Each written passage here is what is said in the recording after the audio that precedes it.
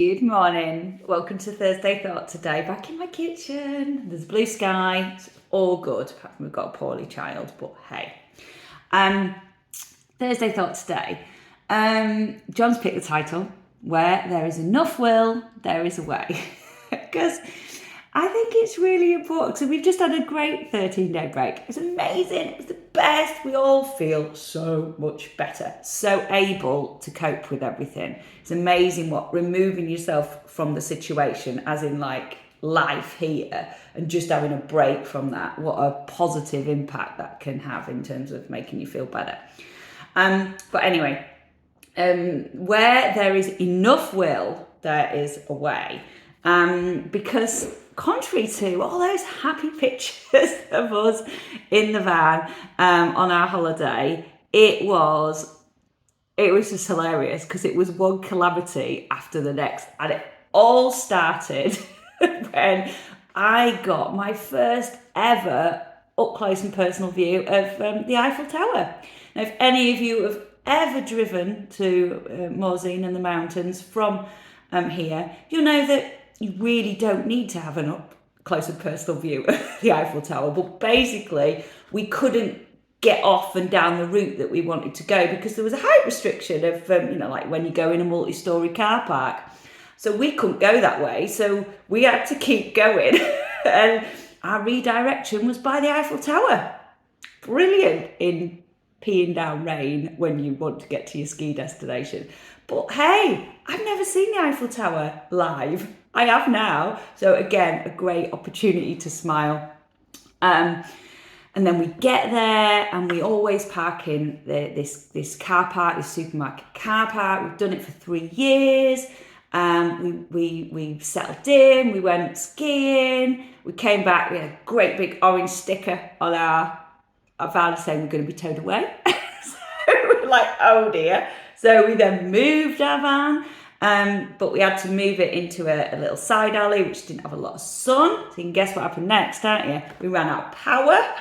So then we were on a mission to do some trial, get Dylan to his lesson for 9 o'clock. So we knew it would be a mission. We have to take a ski bus to the Prodan Express, get to the top, get a really slow lift over.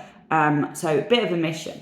So we tried it for 3 days. Obviously we were tired, so we were getting into it. And then the Saturday, we were definitely going to try this. Definitely going to nail this because that was a day before his lessons.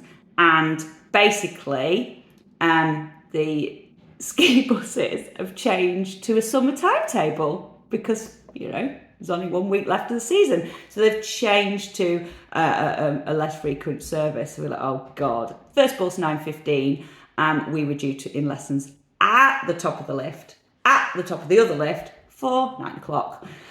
Thankfully, the bus came, but we had a B plan. We packed the van up ready. So on the Saturday, we actually got there.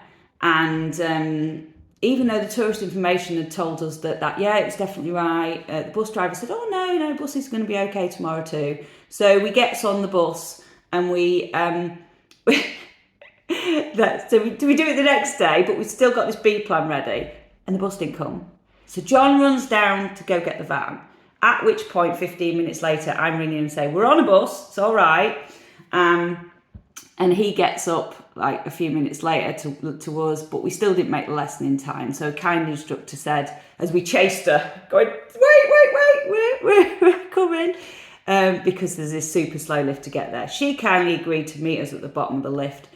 Happy days. And then after we finally moved our van, because we ran out of power, to a more sunny spot, we'd got our van so low, we needed a few days to get power back up.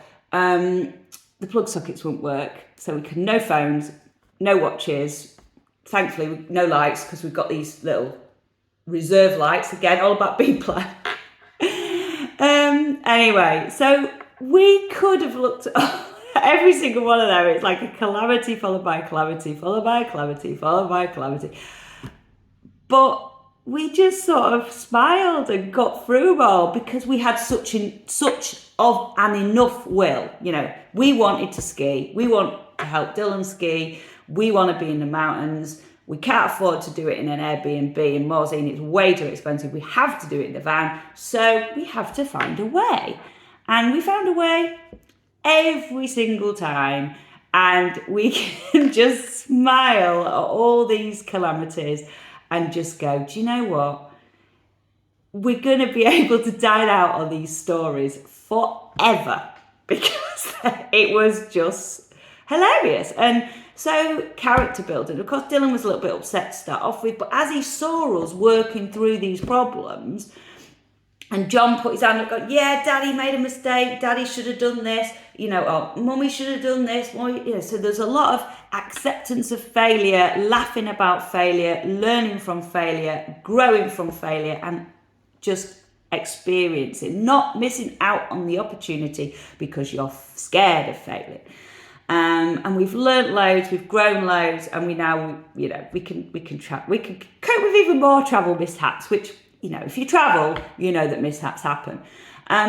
So behind every single smiley picture, there's another story, because perfect doesn't exist. We were just smiling because we had enough will to make a way to enable us to do that thing that makes us smile and bring us joy. And that is today's Thursday thought, really. So I hope you've enjoyed our little story. And I hope you can go be brave and live a full life. And perfect doesn't exist, no matter what anybody tells you. The Stereophonics sang about that years ago. And it really doesn't. And it is worse than that. It's a disabler. It stops people really living a life that they want to live. So whatever it is, find enough will to find your way on that thing that you want to. Happy Thursday, my lovely Clean Cut family. We're so glad to